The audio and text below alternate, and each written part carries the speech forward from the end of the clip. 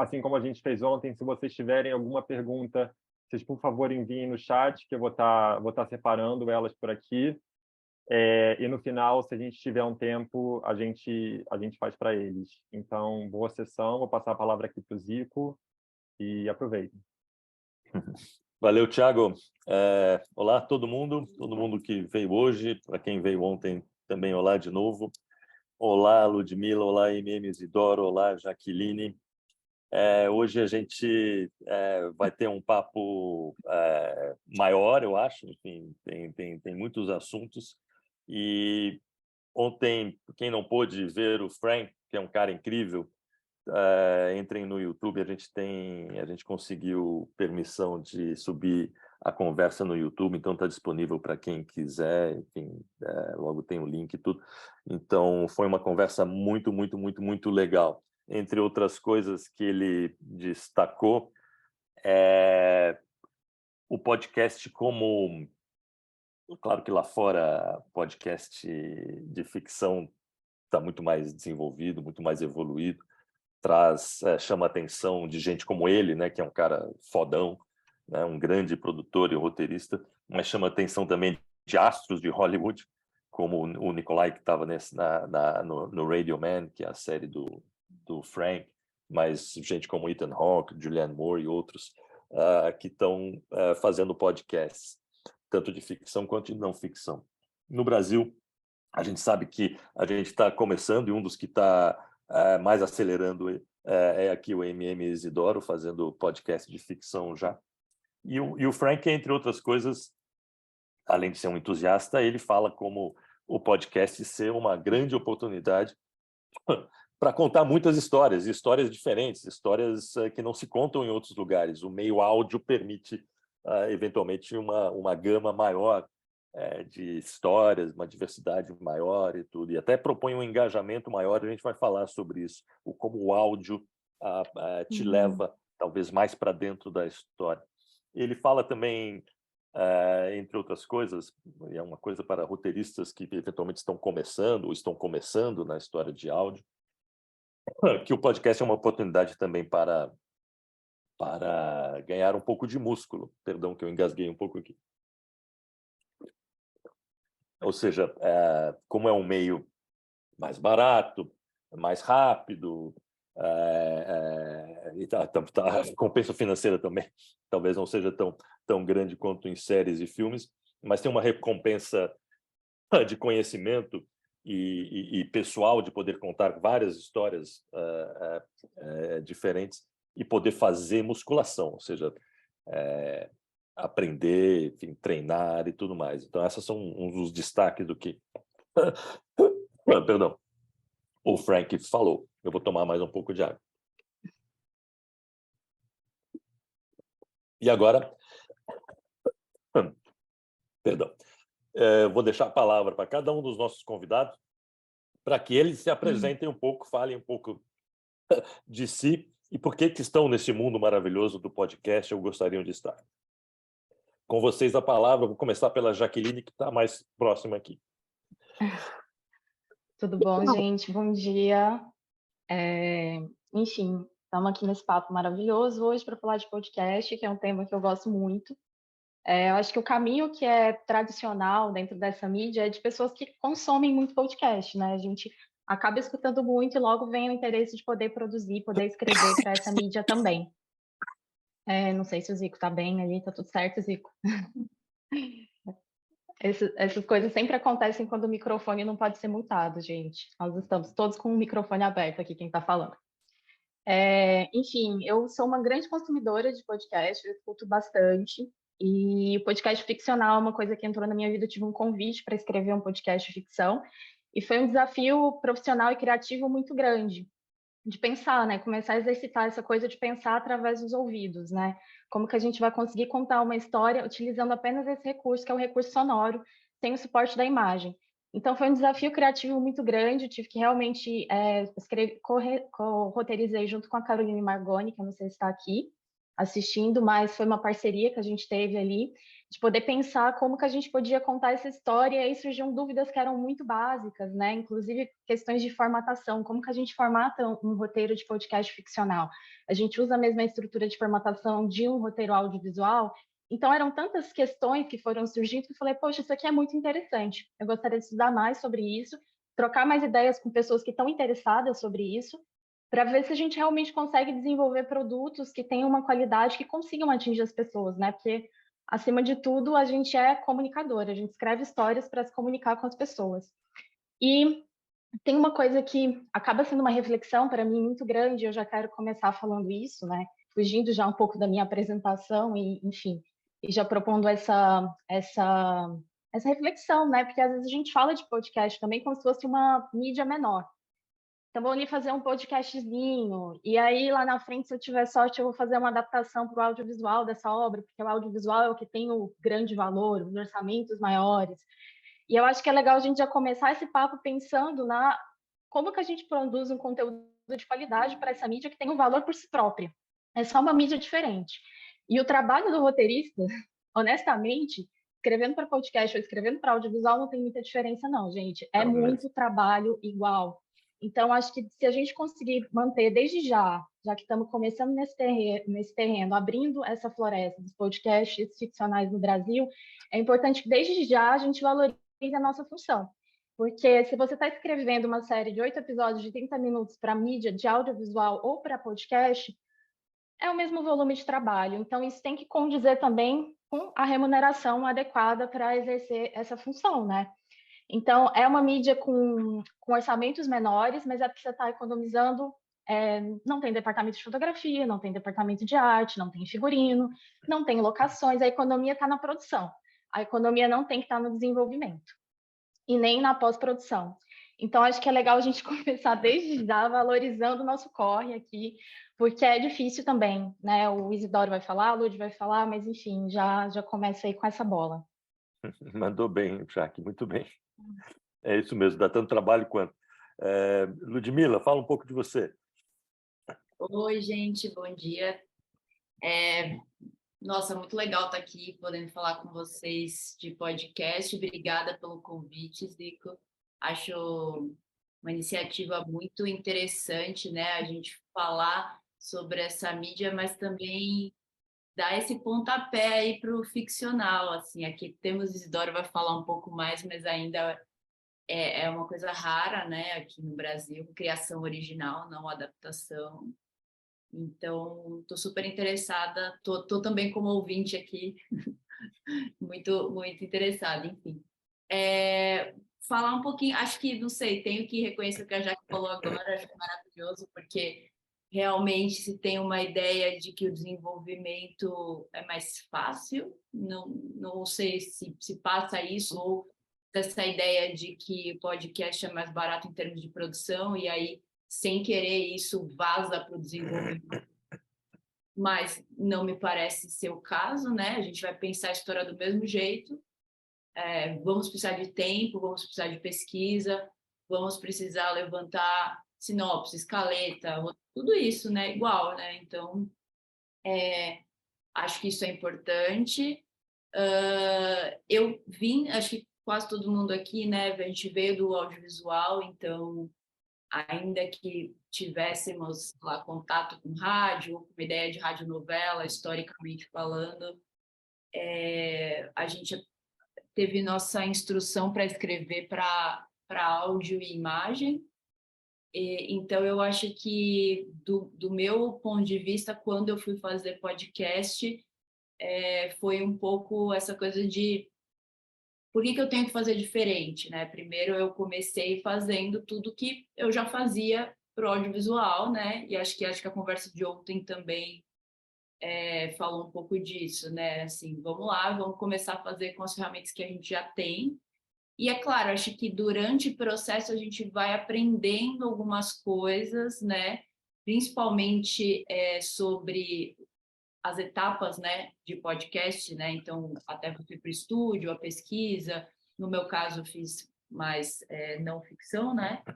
Então, também lidar com isso, lidar com materiais que já existem quando você senta para para começar a roteirizar, enfim, coisas assim. Acho que vai ser muito legal a gente falar um pouco mais disso no geral. Mas acho que é isso. Muito bom, Ludmila, obrigado. Agora é tua, Isidoro. Primeiramente, bom dia. Obrigado pelo convite, Zico, Thiago. Acho que a gente estava brincando aqui antes de abrir a sala, né? Que finalmente chegamos no ano do podcast no Brasil. Depois de o quê? Uns 15, 10 anos dele vindo aí. Agora que a gente tem player, a gente tem conversa, a gente tem aula, a gente tem interesse. Eu que estou nessa há um tempinho já. Estou muito feliz, assim, dessa vibes todas que está rolando. Acho que como a Lud falou e a Jaque falou também, eu vim de muitos anos do audiovisual. E toda vez que eu estava num set, eu e meu produtor, meu ex-sócio na Ampera, a gente sempre brincava. Porra, bem que a gente podia estar fazendo rádio, né? Toda vez que um diretor de fotografia pedia aqueles 5.000 às 2 da manhã, sabe? Tipo, aquela lente falava, porra, por que a gente não tá fazendo rádio? Até a hora que a gente foi fazer rádio mesmo. E aí estamos aqui, fazendo isso aí. E para mim é um rolê que é muito... que eu sou um consumidor há muito tempo. Eu acabei de ver aqui, tem podcast que eu ouço que tá no episódio 600. E eu ouvi o primeiro, sabe? Semanal, assim. Tipo, os caras não perderam quase nenhuma semana. E então, tipo, eu era da época do RSS, de pegar o Cris Dias e o Alexandre Maron, que também são sócios lá da Ampere. Quando eles começaram o programa deles, nem tinha nome, era áudio na internet, né, no começo dos anos 2000. Então, tipo, a gente tá nessa há um tempão. Eu falo que foi tipo Game of Thrones, né? Meus amigos, assim, tipo, sentaram, criaram... Era uma casa só, foram brigando, e agora tem todas as casas, o B9, o Jovem Nerd, a Ampere, todo mundo tá... Omelete. Eram tudo o mesmo grupinho de amigos que ficava sendo nerd juntos, e aí, tipo, os caras foram crescendo e brigando, e se juntando, e procriando. E meu rolê é isso, as minhas ideias são muito complexas, né? Em qualquer mercado, ainda mais no mercado brasileiro, o que eu quero contar, o que eu quero fazer, as histórias que me arrebatam, assim, são histórias que são complexas. E o que eu gosto é produzir imagem, e eu acho que um dos meios mais visuais que existem, por incrível que pareça, é o áudio. Então, quando eu viro para você, tipo, e falo, meu Deus, um disco voador, você está vendo um disco voador, não importa o disco voador, a sua referência, se é A Chegada, se é Star Trek, se é Star Wars, se é o ET Bilu, você está vendo alguma coisa, sabe? Você está...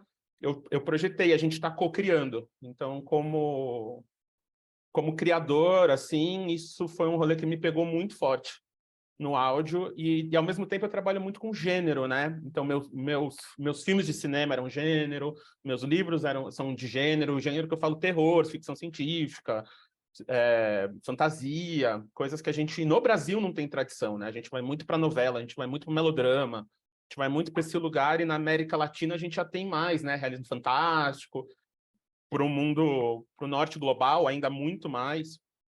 E o áudio é um rolê que está me dando essa oportunidade. Então, desde ser escolhido pela Pottermore para dirigir todos os audiolivros do Harry Potter, sabe? Tipo, então, brincar com brinquedos muito caros, assim, tipo, de estar lá e discutir com eles como passar as emoções. E aí, tipo, o Ícaro Silva que narrou, e vale a pena ouvir lá na Storytel, porque ele fez mais de 400 vozes, 421 vozes diferentes para esse projeto. Uma pessoa só. Então, tipo, foi meu trabalho de pandemia, foi incrível. Agora eu estou brincando com outro, não sei o quanto eu posso falar, mas... Pode falar tudo. Não, é que eu não sei o que a Melhor Mendes Tá. vai me falar. Mas eu estou brincando também com outro... Vamos supor que é um dos maiores livros infantis brasileiros sobre um moleque que usa um chapéu muito diferente. E aí ele vai vir aí, então, tipo, eu tô brincando de adaptar isso aí para áudio. Então, brinquedos assim que talvez eu não teria chance no cinema, ainda mais um moleque preto latino-americano, sabe? Tipo, seria muito difícil eu estar brincando com esses lugares. E principalmente criar o original, né? Como é que a gente cria o original, como é que a gente começa essa conversa, como é que a gente faz. Então, eu já estava fazendo isso com muito suor no cinema, né? Tipo, a minha maneira de produzir já era trabalhar sem lei de incentivo, investimento próprio, ter um pool de investidores, vender para direito para fora, já era uma outra maneira de produzir. E o áudio alimenta tudo isso para mim, assim, comercialmente, criativamente, como criar. Então, tipo, ele fechou muitos lugares. E aí a sorte que é isso, os players hoje estão de olho. Então, fazer o Eles Estão Aqui, ou Depois que Tudo Mudou, são duas séries que eu acho que seriam muito difíceis eu fazer, quase impossíveis, fazer uma ficção científica indígena que se passa no meio da ditadura, no meio da floresta amazônica. Tipo, você que era chefe de canal, você tá ligado, você tá fazendo conta aí na sua cabeça de quanto custaria o teaser disso. Imagina o episódio inteiro, sabe? Aí a outra, uma comédia romântica LGBT, preta, que tem um episódio inteiro que é a gente ensinando adolescentes gays como transar, basicamente. É um rolê assim, que os canais teriam muito medo, teriam ainda mais, né, nos últimos anos, né? Só que no áudio tá lá. O áudio eu consigo. E sorte que a galera tá usando mais no áudio, assim. Então é isso que eu gosto. Acho que é parecido com o que o Frank falou ontem também, e acho que agora você tá botando concretude e trazendo para o Brasil o quanto o meio podcast ele é mais democrático, tanto no acesso quanto na produção e na proposição de ideias, né? Você fala de gêneros, você fala de conseguir criar coisas que eventualmente não se conseguiria fazer no audiovisual, por todas as questões que a gente conhece dos players e dos orçamentos e das questões politicamente corretas ou das fórmulas e tudo mais. É como se o podcast ele tivesse um pouco alheio a isso. Ou a indústria do podcast ela é mais... Eu acho que você falou isso uma vez para mim. As pessoas são mais abertas, tanto quem está fazendo quanto quem está eu acho que a gente tá...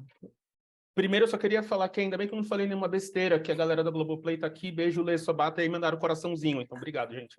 Né? Aí, galera. Vai que eu sou demitido, né? Não, pelo amor de Deus. Não. Mas a gente, eu acho que tem uma coisa no podcast, no consumo e na produção, que ele é muito para dentro ainda, né? Tipo, no vídeo, você tá vendo a TV, você tá vendo aquele vídeo, você tá naquele rolê. Se você dá play e põe no bolso, ninguém sabe o que você está ouvindo, ninguém sabe o que está rolando. Então, eu acho que a gente está olhando um pouco mais, porque o podcast tem uma coisa de consumo que eu gosto muito, que o áudio, no geral, ele é um meio companheiro, né? Ele é um meio que te acompanha nas coisas. Ele é um meio que você escolhe que aquela voz, aquela história para te acompanhar.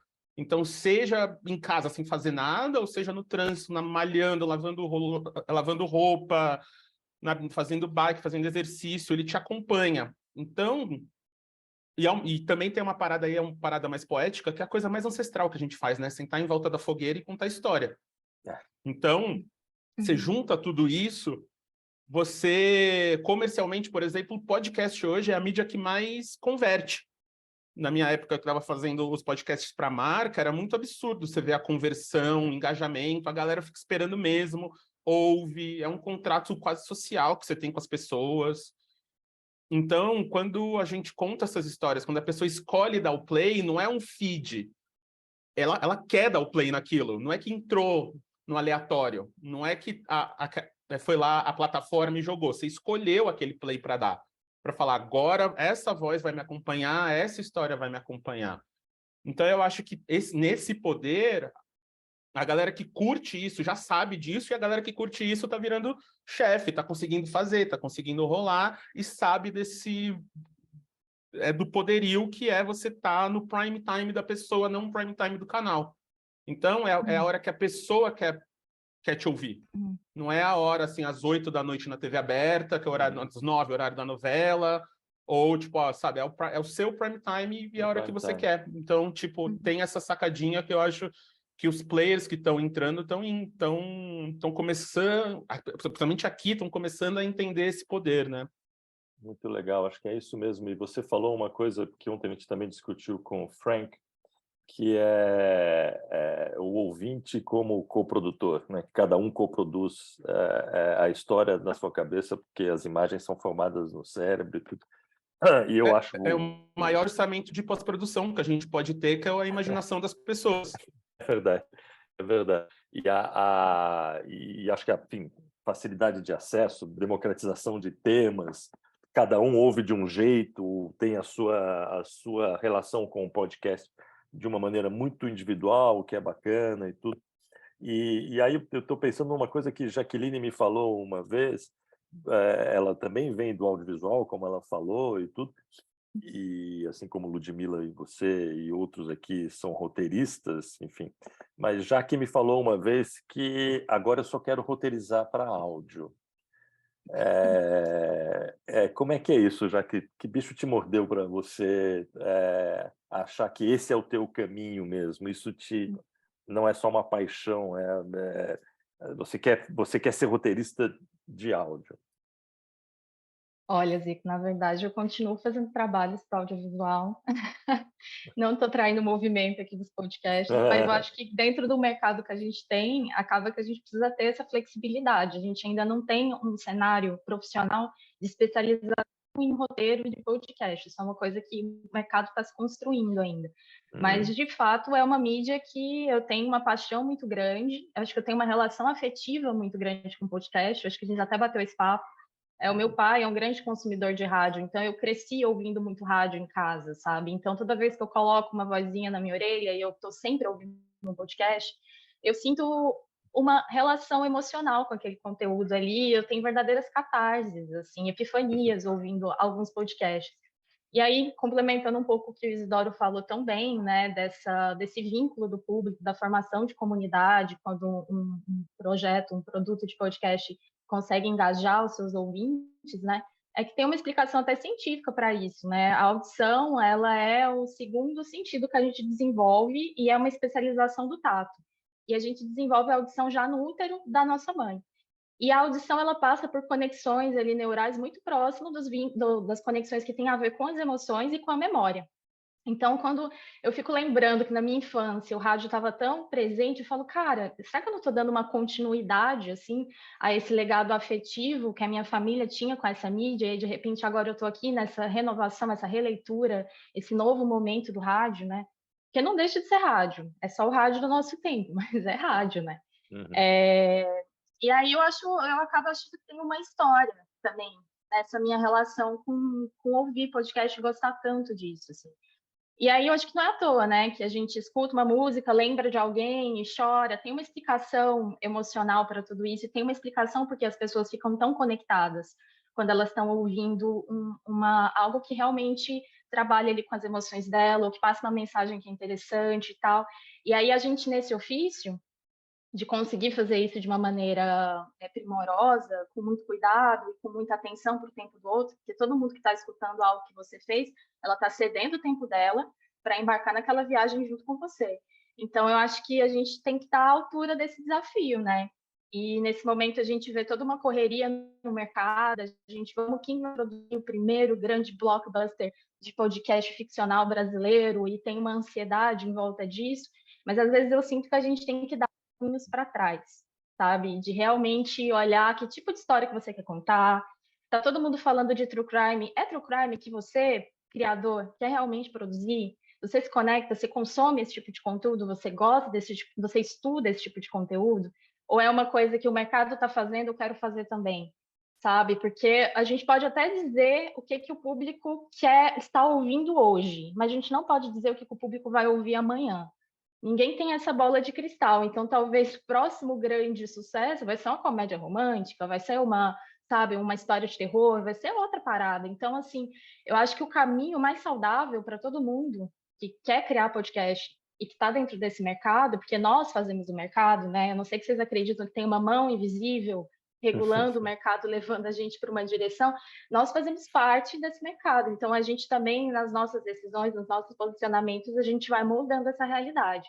E aqui a gente está num momento maravilhoso, porque as coisas não estão dadas. No audiovisual, as estruturas estão dadas. Se você quer mudar aquela estrutura ou você não concorda com ela, é muito mais difícil, gente. As brigas são muito maiores, tem muitas mais pessoas envolvidas, são muito mais mediadores dentro de um processo de uma produção de uma série audiovisual, por exemplo, tem muito mais pessoas para dar feedback, enfim. E aqui a gente está num caminho que está se formando, que está se consolidando, o mercado que está se consolidando. Então, acho que se desde já a gente manter essa postura de valorizar nosso trabalho, contar as histórias que são relevantes para a gente de verdade, sabe? A gente tem chance de fazer um caminho mais saudável e mais potente e resiliente, né? Bom, é isso. Muito bom, Jaque. Isso é sempre inspirador. E a história das conexões neurais também é muito inspiradora também. Ludmila, você como roteirista de ficção e também de não ficção, você teve experiência fazendo podcast. E aí eu queria... São duas perguntas que eu tive que fazer.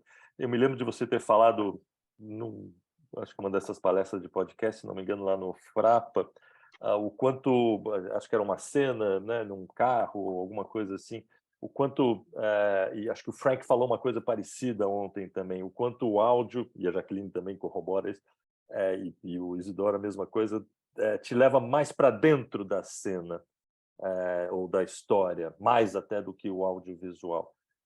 Você acha isso, que você tem como exemplificar isso e falar um pouquinho do que você sentiu de diferença entre roteirizar para o audiovisual e roteirizar para o meio áudio, mesmo que tenha sido não ficção no seu caso? Eu acho que a sensação, pelo menos para mim como consumidora, e depois o que eu tentei ter em mente quando a gente estava escrevendo, desenvolvendo, pelo menos na minha experiência, o podcast tem uma coisa um pouco mais íntima que o audiovisual. Geralmente você está ouvindo, parece que tá alguém contando algo ou falando só para você, né? Até me lembro um pouco mais de experiência, às vezes, de um livro, que parece que o autor tá falando diretamente com você, né? Você não tem a experiência do cinema, de todo mundo junto. Pode até ser, né? De repente, aí, próximo lançamento do Isidoro, junta todo mundo e vamos ouvir coletivamente. E apaga todas as luzes, que isso seria incrível. Isso é uma coisa. Apaga todas as luzes. Mas seria muito legal ver o que acontece. Mas, normalmente, a gente consome, mesmo no meio do tumulto, do metrô lotado, 6 horas da tarde, São Paulo, você tem alguém contando uma história só para você ali, né? Então, a sensação é que, por mais que seja uma distopia maluca, enfim, com viagem no tempo e tal, ainda assim é como se fosse quase uma história, tipo, no pé da cama, assim, né? De você estar ouvindo e estar consumindo aquilo como uma obra feita sob medida, né? Então, eu acho que, claro, eu comecei a ouvir podcast, o que me pegou foram os true crimes, né? Acho que para muita gente o Serial foi um divisor de águas e a maneira como eu acho que a chave, eu faço uma comparação um pouco com o Procedure que a gente tinha, né, 90 até o começo dos anos 2000, né, que era muito, ainda existe e tal, mas assim, era o grande consumo de CSI, até o começo do House, né, que era muito o caso do dia. E depois você tem até uma certa formação do público quanto aprofundamento do público de ouvir anos isso, começa a ter uma demanda por, mas quem é aquele personagem do CSI que eu vejo há anos mexendo no cadáver? E daí você tem, sei lá, depois de 15 anos, alguém fazendo, então vamos ver esse cara na casa dele. E o House também teve isso, né? Você começa muito com caso, e de repente você vê uma mudança brusca de, agora vamos falar de como ele ficou viciado e de como... então, eu acho que no podcast também me parece que tem uma mudança quando o Serial vem, porque antes é muito desse ponto de vista imparcial, né? Mesmo os true crimes, assim, é quase um relato jornalístico. Eu estou falando, perdão, quem é formado em jornalismo, mas assim, uma visão um pouco mais, olha, estou aqui para contar essa história, os dados e tal, e é isso, pum, acabou. Eu acho que a partir do momento que a Sarah e os produtores do Serial se colocam num carro para falar assim, olha aqui, eu tenho um caso, e nesse caso que a gente está revisando para saber se esse menino realmente matou a namorada no ensino médio ou não, de acordo com esse caso, ele precisa sair da escola, chegar nesse lugar com esse carro em tantos minutos nessa velocidade. Então, agora a gente vai se colocar nesse carro e vamos fazer esse percurso com essa velocidade, com esse carro, e saber se confere, né? Então, assim, elas também estão deslocando desse papel de jornalismo, digamos, imparcial, e vão se envolvendo com a história e admitindo que elas estão torcendo para que esse cara seja inocente. E eu acho que essa virada, eu faço a comparação com a virada do Procedure para essa passagem de talvez só o Procedure em série não está dando mais conta, as pessoas têm interesse em saber mais pela vida daquele personagem. Eu sinto que aconteceu isso com o Serial também, não é à toa que explodiu, assim. E daí você inaugura, acho que um lugar no podcast que as pessoas, realizadores, que também vêm muito do jornalismo nos Estados Unidos, né? Mais do que do audiovisual, essa primeira galera que chegou, audiovisual, quero dizer, ficção e tal, eles começam a se sentir um pouco mais livres para contar histórias mais pessoais, ainda que usando as ferramentas de investigação que eles fazem no dia a dia do trabalho, cobrindo sei lá, um mass shooting, né? Tipo, alguma coisa ali no trabalho do dia a dia.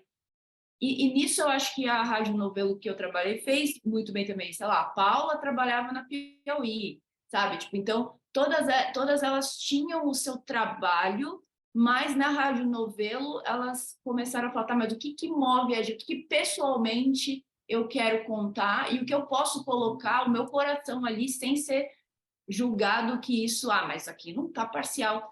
Então, acho que aí que começou a me interessar. Se eu fosse colocar um lugar onde você começou a se interessar por podcast, foi nessa onda que eu entendi que, olha só, as pessoas estão dispostas, os realizadores, tal, a se colocar no tabuleiro, né? Então, no Praia dos Ossos, a Branca fala que a mãe dela estava...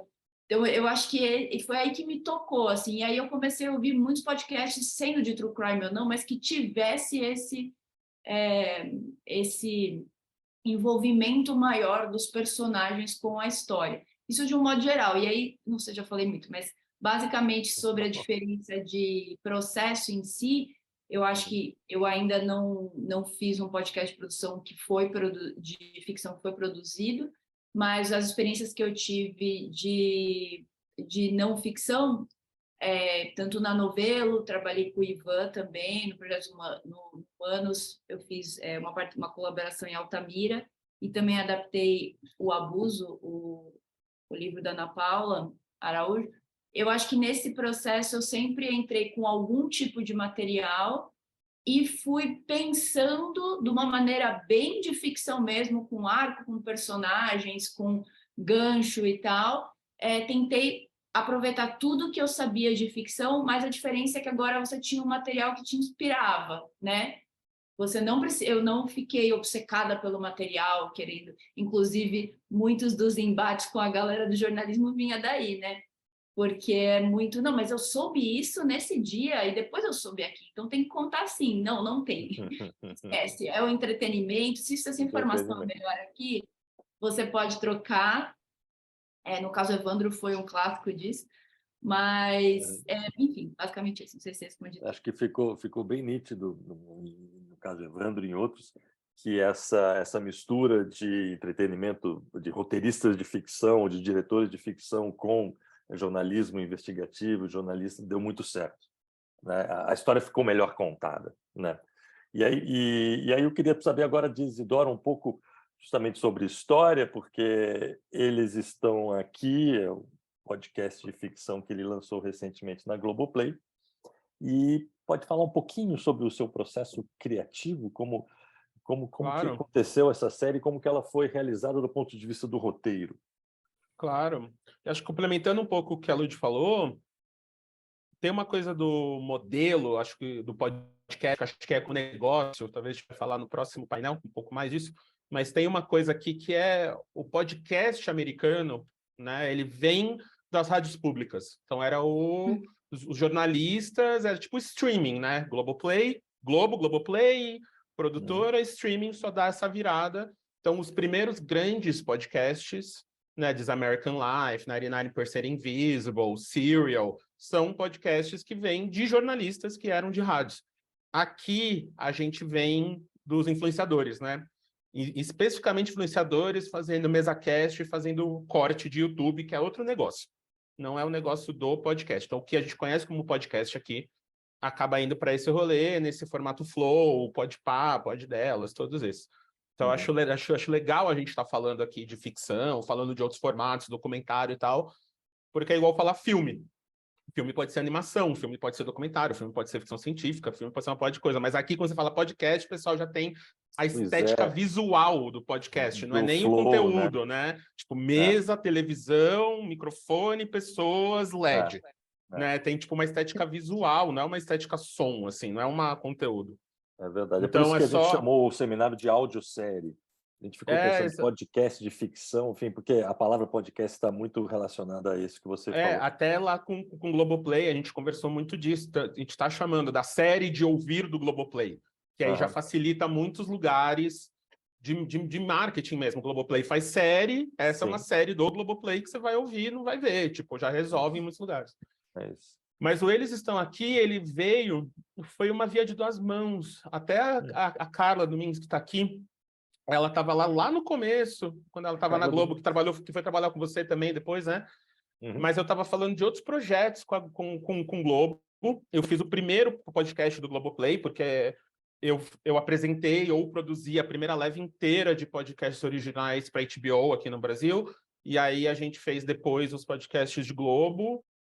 E a gente estava fazendo um podcast sobre a série do Afro Reg, o A Divisão. E eu falei, poxa, tá na hora da gente fazer uma ficção. Eles já estavam nessa conversa. E eu estava falando de um outro projeto de série audiovisual. Aí a gente começou a conversar de séries de ficção. E aí tinha um estudo que a Globo fez que tinha essa demanda. Tinha duas demandas. Ficção científica, fantasia e comédia romântica LGBT para adolescente. Né, histórias de adolescente. Então, eles fizeram esse pedido, assim, estava conversando de um outro projeto que meio que estava com seus problemas internos lá. E aí, quando eles voltaram, isso foi numa terça-feira. E aí, eu fiz muito áudio documentário esses últimos anos. Então, ano passado parece que eu fui, tipo, o rei do podcast, mas foi um projeto de 3 anos que, curiosamente, foram lançados juntos. Então, ano passado, eu fiz 2 projetos que a gente ficou 2 anos produzindo. Um foi um que chama Justiça em Preto e Branco, que é um audiodocumentário que a gente fez em colaboração com a FGV. A FGV veio chamar a gente, o Núcleo de Justiça Racial, do Thiago Amparo, e a gente fez um audiodocumentário sobre violência policial contra negros. Então, a gente pegou os casos, tipo Carandiru, o Beto Freitas, que foi aquele cara que foi morto no Carrefour e tal, e a gente ficou anos contando essas histórias. E depois o ISA, a Instituição Ambiental, me chamou para fazer um projeto que a gente chamado Casa Floresta, que a gente mandou influenciadores irem viver com o povo da floresta, quilombolas, ribeirinhos, indígenas. E a gente capturou isso e ele voltar e contar para a gente como foi essa experiência, com esse diálogo, sabe? O que ficou, a cidade. Então, tipo, o primeiro episódio a gente trouxe o Davi Copenau para São Paulo. Eu fiquei dando rolê 2 dias com o Davi Copenau em São Paulo. Foi, tipo, uma universidade, assim. Então, eu já estava com isso muito quente, assim, tipo, a causa indígena e a causa preta. E aí eu até brinco, assim, que eu acho que tem uma coisa que eu sou bom na vida que é pitching. O resto tudo eu engano. O resto tudo eu vou no jazz, assim, sabe? Eu finjo que tá rolando. E aí esse pitching foi isso, assim, a gente falou numa terça-feira de, tipo, tem essas ideias. Na quinta-feira eu liguei pro Fábio e pro Giga, que tava lá na época, e falei, galera, vocês são meus amigos. Antes de eu desenvolver, eu não posso falar com vocês a ideia? Porque aí eu nem desenvolvo se não for, né? Vai ser mó trampo. E aí, quando eu vi, principalmente Eles Estão Aqui, eles estavam chorando no meio do pitch, porque eu tenho essa mania de falar olhando para a lente da câmera, então eu não estava vendo eles. Quando eu vi os caras estavam chorando, eles compraram, não tinha nada. Eu não tinha Bíblia, não tinha história, não tinha argumento, não tinha PDF, eu não tinha nada. Eu só tinha, tipo, uma paixão muito grande por essa história, que o começo da história foi: como é que eu faço a causa indígena ser pop? Porque o pitching é muito simples. existiu em 77 uma história real que a gente não sabe, que é a Operação Prato. A Operação Prato foi quando Geisel mandou centenas de militares irem caçar alienígena no meio da Amazônia. Isso aconteceu, tem relatório, a Comissão da Verdade abriu, tem foto, tem vídeo, tem uma porrada de coisa. É considerado o segundo maior evento ufológico do século XX, só perde para Roswell. Então, os gringos fazem documentários a dar com pau, a gente não fala nada. E aí eu conectei isso com uma outra coisa que foi: se você é um indígena e está no meio da floresta e descobre que tem ETs chegando e os militares estão lá, de qual alienígena você tem mais medo? O que vem do céu ou o que usa farda? Porque para você, os dois são alienígena. Para o seu povo, você já está vivendo pós-apocalipse alienígena. Tudo que a ficção científica vende para a gente branco da cidade, o indígena já está vivendo há 500 anos. Já veio uma nave, dessa vez de madeira, conquistou você, dizimou seu povo e você está há 500 anos vivendo nesse pós-apocalipse. Só sobrevivendo. Então, tudo que a gente tem medo de viver num Matrix, num Mad Max e tal, já aconteceu ali. Então, o pitching era isso. De qual alienígena o indígena vai ter mais medo se tiver um vindo do céu e um vindo para cá. E aí, tem uma questão ainda maior, que é por isso que eu falo que minhas ideias são muito complexas, aí você ouve e não tá lá, mas às vezes para entender. Mas eu comecei a escrever pelo último episódio. Porque se vocês não ouviram, vou dar um spoiler. Mas o último episódio é a floresta falando com o vilão. E isso veio de uma experiência pessoal minha, que no meio da pandemia, minha casa ela pegou fogo e eu perdi tudo. E quem me ajudou aqui em volta, eu moro em Alphaville, eu sou um preto pleiba, sabe? Estou aqui, as velhas branca loira que estão aqui em volta, os bolsonaristas extremos. E quem me ajudou foi essa galera. Essa galera que estava aqui, estava tentando salvar minhas cuecas, doando dinheiro e comigo no hospital, cuidando da minha família. E aí, assim, no auge da pré-eleição ali, eu sou um dos poucos pretos que estão aqui, um dos poucos artistas, um dos poucos centro-esquerda. E falei, por que essa galera está me ajudando? O que aconteceu? O que aconteceu? O que rolou nesse diálogo, nesse rolê? E aí eu faço um rolê que eu chamo de narrativas do pós. O que acontece pós-Bolsonaro? O que acontece pós-Lula? O que acontece pós-capitalismo? O que acontece? E aí eu quis entender, e aí foi uma pergunta que eu fiz. O que acontece se o Bolsonaro pedir desculpa um dia? Falar, galera, errei. Desculpa aí. A gente desculpa, a gente não desculpa, a gente julga, a gente não julga. O que acontece? O que aconteceu comigo? Então, eu comecei no último episódio. Quando o cara que quer destruir tudo, Brasil acima de tudo, tem que trazer o progresso para a floresta e tal. Quando esse vilão tá falando com a floresta, literalmente falando com a floresta, a voz da floresta falando com ele, e ele pede desculpa, o que acontece? E aí eu escrevi a história para trás, conectando isso. E aí uma coisa que eu bati muito com a Globo no começo, que é o que eu falo, eu não vendo mais projeto, eu vendo processo. Então, assim, vai ter o projeto, a gente vai entregar. Mas para eu contar essas histórias, eu tenho que ter um processo. É um processo um pouquinho, como a Jaque falou, um pouquinho diferente do que é o audiovisual. Porque, além de ser áudio, eu estou contando histórias que não são minhas. Eu sou só meio que uma ponte, eu sou um tradutor entre a floresta e a cidade, né? Então, para eu contar uma história sobre a floresta, eu tenho que ter o povo da floresta lá. E o povo da floresta talvez não sabe entregar um roteiro tradicional, 3 atos, tal, formatadinho, como a Globo pede. Mas, ao mesmo tempo, a Globo talvez não sabe ouvir o que o povo da floresta tem para falar e até o formato diferente do que eles estão falando. Quando a outra história, uma história queer preta, eu tenho que ter pretos queer adolescentes escrevendo comigo. Para ter isso, é uma outra demanda, é um outro rolê. Então, é um rolê muito forte de pré, para mim é um rolê muito forte de pré. As salas de roteiro eu estou abrindo com mais gente do que eu deveria até. O meu produtor sempre me mata quando o número de pessoas que eu deveria ter na sala. Eram projetos para estar escrevendo sozinho, se você for ver na ponta do lápis ali. Só que não tem como escrever. Então, eles estão aqui, eu criei a história, sentei com o Daniel Munduruku, a gente escreveu um tempão, a gente desenvolveu um pouco ela junto, aí eu trouxe o Daniel, eu trouxe um cara preto, porque tem uma representatividade preta ali no personagem do Tião, então o André, um ribeirinho, que é o Maidson, a Rita Carelli, que é quem coloca no papel os livros do Ailton Krenak. Então, tipo, ela manja dessa tradução floresta, cidade, né, para falar com os brancos aqui. E a gente tocou o barco, assim, nisso. E aí aí em sala de roteiro eu sou muito chato de estrutura e tal, porque eu falo que eu faço um nuggets de legumes, né? Os meus projetos são nuggets de legumes. Então são projetos que você vai morder. Se você vê o trailer do Eles Estão Aqui, eu tô te vendendo um sci-fi. Eu tô te vendendo um sci-fi do J.J. Abrams, tipo, grandão, pop, entra aqui, os 2 episódios são isso, é ET, é ataque, é luz, é morte, é blá, blá, blá. No último episódio, a floresta tá falando com você. Então, é isso, você vai comer achando que é farinha branca, frito, óleo, gordura, açúcar, blá, blá, blá, blá. Quando você vai ver, vai ter um quiabinho lá. Quiabinho, uma cenourinha. E aí, nessa cenourinha, o seu corpo, às vezes, não vai saber o que fazer, vai passar reto, você nem vai sentir, mas, às vezes, a vitamina bate. Quando a vitamina bate, é aí que eu tô interessado. Né? E, então, tipo, no áudio, eu consigo fazer isso. E aí, no áudio, eu consigo ter essa, como você falou, essa coprodução. E isso eu entendi fazendo um projeto com o Emicida lá atrás, chamado Amarelo Prisma, que eu tive que traduzir as músicas do Leandro para narrativa e para áudio. Eu tive que ensinar conceitos muito cabeçudos para a galera. Então, tipo, como é que eu, no auge na primeira semana da pandemia, eu falo de soberania alimentar e Ayurveda para as pessoas da quebrada.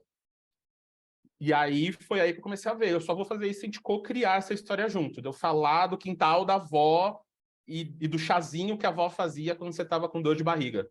E não importa se você estava na cidade e o quintal da avó era a lavanderia do prédio, ou se você está no mato e o quintal da avó é o sítio inteiro.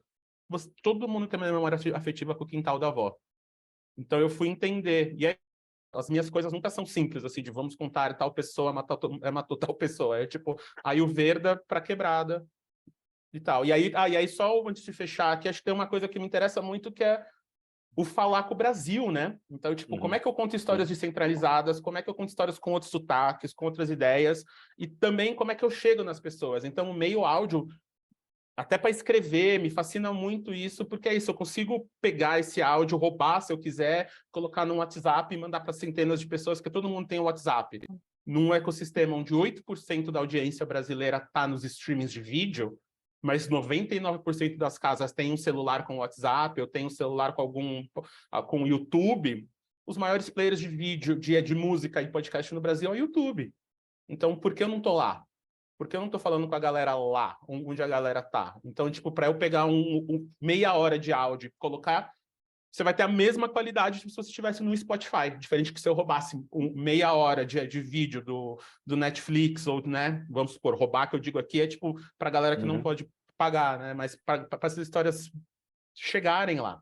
Então, ter esse diálogo com o Brasil mesmo é um rolê que me fascina muito, e acho que o áudio coça, né, esse lugar aí de distribuição mesmo, da gente ouvir as próprias histórias, da gente ouvir um rolê de sonhar diferente, sonhar em português, sonhar sem legenda, né? Isso Tipo, é porque incrível. o Harry Potter é foda e a cosmovisão indígena não? Porque, né, tipo, Jogos Vorazes é foda e a gente não tem aqui o Spore, esses livros todos. A gente já bateu nesse papo, né, Lud, num outro rolê aqui de fantasia e tal. Então eu gosto de ir para esse lugar. Então o meu processo criativo vem muito disso. Ele é muito temático, assim, de tipo um tema, uma ideia, um rolê. E aí como é que eu deixo a maneira mais pop disso? E quase sempre é usando uma estrutura que já existe. Nesse caso foi o sci-fi, no dos meninos, é comédia romântica. Então, assim, vai ter a cena deles correndo no aeroporto antes da pessoa embarcar, sabe? O final vai ser correndo no aeroporto, espera, mudei de ideia, fica comigo. Só que o que eu falo ali sobre colorismo, sobre mulheres pretas, sobre meninos bi, sobre essa galera que ficou hormonuda no meio da pandemia e não sabe o que fazer, porque ou viu pornô, ou ficou só com amigos jogando videogame, não tem relações físicas reais, né? Então eu consigo ir um pouquinho mais ali. E aí tem as coisas que a gente tomar cuidado de como contar. Então, eles estão aqui, já que a gente está num rolê técnico aqui, tem esse cuidado que a cada 2 episódios eu mudo o formato.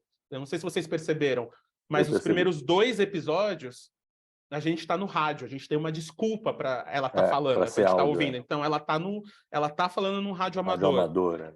No final do 2º episódio, chega alguém na casa que ela tá, a gente vira teatro.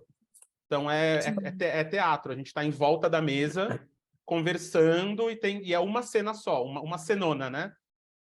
No final do 4º episódio, ela foge e vai pra floresta. Quando ela tá na floresta, aí vira filme. Aí vira série, aí tem corte, tem mudança de lugar e tal. Porque eu já te treinei, você já criou afeto com essas pessoas, você já tá ouvindo a parada, você já tá esperando, eu já dei as ferramentas que você precisava para estar comigo na história e eu posso voar.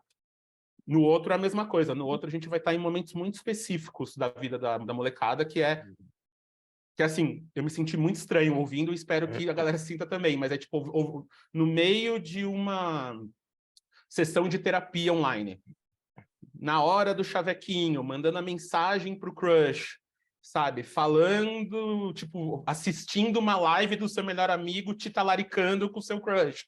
Então, tipo assim, você tá em momentos muito específicos que só o áudio pode me dar, assim. Porque se eu estivesse vendo, ia ser muito cringe, sabe? Tipo, ia estar num rolê e ali você tá...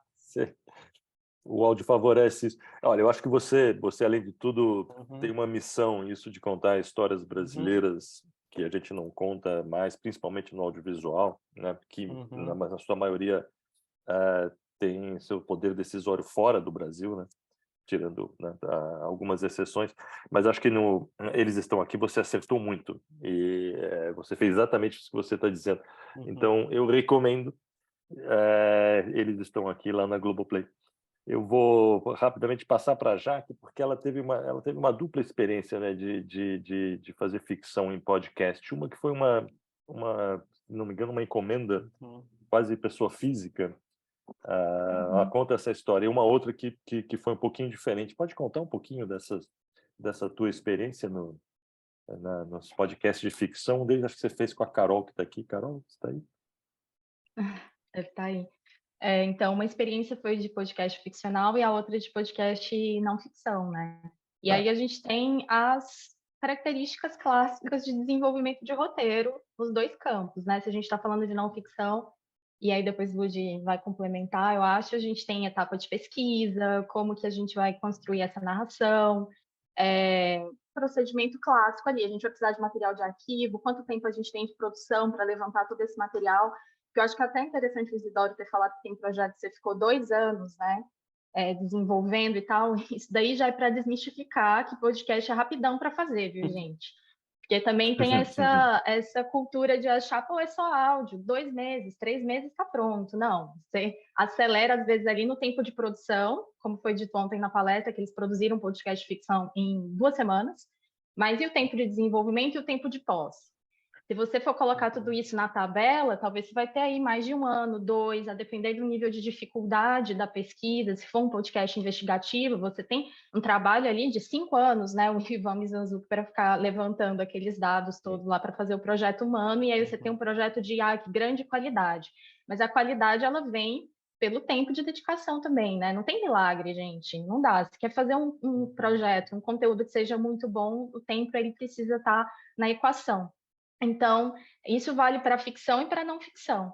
E aí o projeto de ficção ele tem as suas dificuldades, que vai depender muito de que gênero que você está contando, como que essa sala de roteiro, se tiver uma sala de roteiro, vai ser desenhada, como que você vai estruturar essa história, porque assim, pensa, qual que é a nossa matéria-prima para contar uma história em áudio? Você tem a paisagem sonora, o desenho de som, a trilha sonora, tudo isso, mas o que vai movimentar essa história? É a voz humana. Como que você coloca a voz humana num roteiro? Você tem 2 maneiras de fazer isso, gente. Ou você bota narração, ou você bota diálogo. E aí, variações dentro desses 2 campos. Como que eu posso colocar essa narração de uma maneira criativa? Minha personagem vai estar falando no rádio amador. Pronto, sabe? São estratégias que você tem que desenvolver. Não gosto de escrever diálogo, acho diálogo complicadíssimo. Então, para escrever podcast ficcional fica difícil sem diálogo, gente. Não tem como, sabe? Tem que se reconciliar aí com a criação de diálogo e como que você faz esse diálogo ser interessante. Porque se você botar só 2 pessoas falando ali, movimentando a história, trazendo muita informação, também fica chato de escutar. Mas, ao mesmo tempo, você tem que dar alguma informação porque você não está vendo nada. Como é que você vai caracterizar aquele ambiente? Como é que você vai trazer alguns dados que são importantes para a história, para a pessoa não ficar confusa? Às vezes tem que vir no diálogo. Como fazer isso de um jeito menos expositivo? Tá, e algumas dificuldades que são inerentes aos roteiristas que querem trabalhar com essa mídia. E aí, quando eu estava escrevendo um podcast ficcional, me deparei com essas situações, né? E aí tem os momentos gostosinhos também, porque assim, igual o Isidoro falou, quero fazer uma série no meio da floresta. Gente, isso no audiovisual seria praticamente impossível. Impossível. Você deslocar uma equipe, assim, além dos danos ambientais, você imagina uma equipe de audiovisual com, sei lá, 200 pessoas chegando no meio da floresta para fazer... Tem um dano que as produções de audiovisual deixam em todo lugar em que uma produção ocorre. Então, a gente realiza aqueles sonhos, assim, né? Eu escrevi um episódio lá que tinha cena de helicóptero, que tinha umas coisas, assim, com valor de produção que jamais seria possível dentro da realidade brasileira. Mas como a gente está escrevendo uma história que é sonora, para você colocar um áudio de helicóptero, que diferença faz? O que isso impacta no orçamento? Praticamente nada. É a ambiência que você está criando. Então, a sua imaginação, a imaginação de quem está criando, você sai dessa barreira do, isso aqui vai custar muito caro. Se você puder reproduzir em áudio, pira o cabeção, faz uma coisa louca, sabe? Porque aqui a gente tem a possibilidade de fazer isso. E aí, isso criativamente me estimulou muito, sabe? E é por isso que o interesse ele foi se aprofundando, e aí, enfim, fui estudando um pouco mais e estou super interessada em levar para frente esse caminho do podcast brasileiro, né? Os nossos podcasts nacionais, com a nossa personalidade, com a nossa identidade, falados em português e com outros sotaques, porque isso também, gente, é outra questão. O que a gente tem? A voz. Se você coloca um monte de gente falando com voz parecida, o que vai acontecer para quem está ouvindo? Fica confuso. Né? Você coloca um monte de sudestino para fazer o podcast e aquele sotaque igual, que é o que Todos acontece iguais. nas produções audiovisuais, né? Que as pessoas, os atores que vêm de outros lugares, eles têm que adaptar o sotaque deles ao sotaque sudestino. E aqui, não. Aqui, se você tiver variações de sotaque, é melhor para o teu projeto. Variações de timbre, vozes diferentes, que você vai ouvir e vai conseguir identificar pelo som quem é cada personagem. Então, você muda muito o raciocínio. Então, tem uma coisa subversiva na própria lógica da produção que eu acho maravilhoso, é muito instigante, assim. Algumas barreiras que a gente tem no audiovisual, porque todos os problemas estruturais que a gente tem no mundo, a gente tem no audiovisual e a gente tem em todos os lugares. Então, essas barreiras que às vezes são muito difíceis, né, para você fazer ali uma série que tem um elenco diversificado, que você tem pessoas de diferentes lugares do Brasil, são muitas barreiras para chegar até lá. De repente, você corta essas barreiras, porque isso já não importa mais. A imagem já não importa mais. O que a gente está falando é do som, dessas vozes. Isso amplia possibilidades de casting que são muito interessantes também. E, a gente falou disso ontem também com o Frank, né? De quebrar esses limites de idade, de aparência e tudo mais. E Ludmila, pensando aqui em roteiro, um pouco do que Jaque falou, tem que ter diálogo. Tem que ter diálogo, enfim, até porque não vai ter imagem. Será que a gente arrisca, do ponto de vista de roteiro, quebrar algumas regras do audiovisual? Ou seja, talvez no podcast ficcional a gente tem que ser um pouquinho expositivo, talvez a gente tenha que abusar dos diálogos. Como você vê isso, Ludmila? Roteirizar para o audiovisual é uma coisa, tem algumas regras, alguns tabus e alguns não fazer, e talvez no roteiro de uma série de áudio isso é diferente. Queria entender como você pensa isso também. Engraçado, né? Porque se a gente for olhar a novela, para algumas pessoas do audiovisual, tendemos a achar, às vezes, que é um pouco repetitivo ou didático, porque a gente tem que ficar atualizando algumas informações, né? Porque daí tem vários motivos. Um dos motivos é porque a TV aberta, como o Isidoro falou, ainda é a maioria avassaladora que se consome no Brasil, né? Você liga a TV e faz outras coisas, né? Você vai lavar uma louça, pega alguma coisa, atende. É difícil você ter sua atenção 100% na TV. Talvez no Val das 9, que todo mundo já jantou, tá? Mas assim, tem um elemento mais dinâmico de se consumir TV. E aí a novela, como produto audiovisual, a dramaturgia audiovisual, ela tem que atender isso. Então, as pessoas falam, mas é mal escrito. Não, porque eles estão cientes de que você precisa repetir informações, porque eu fui atender a porta e não sei o quê, eu perdi ontem o episódio, o capítulo, Então, assim, existe mais do que só contar uma história dentro do formato da novela. E daí a gente entende a novela da radionovela, né? E antes do folhetim, certo? Que antes as pessoas ligavam o rádio, quando não tinha TV, e faziam os seus afazeres. Portanto, também se distanciavam, às vezes, do rádio e tal, enfim. Então, eu acho que também tem que partir desse princípio, né? Existe já uma tradição no Brasil, né, da radionovela e da novela, que tem muitos diálogos, mas que também entende muito bem o seu público e a rotina do seu público. Na verdade, isso não diminui ou não subestima o trabalho do roteirista, ao contrário, nós chegamos num ponto da novela e da radionovela de ter tanto conhecimento a respeito do ouvinte ou do espectador que você importa dentro do seu processo de desenvolvimento dramatúrgico a realidade do brasileiro, certo? Então, eu acho que a gente está agora num momento muito legal que tá, e como vai ser o nosso podcast de ficção? Hoje em dia, a gente é isso, talvez não sejamos simplesmente o copy-paste do público da novela ou da radionovela, porque agora é um moleque de 17 anos que está no metrô indo para o trabalho, certo?